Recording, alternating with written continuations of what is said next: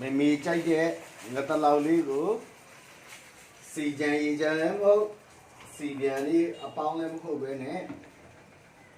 ချက်ပေးနေပါတယ်မေကငတလောက်စားခြင်းနဲ့ဆိုလို့ဖေချက်ပေးတာပါ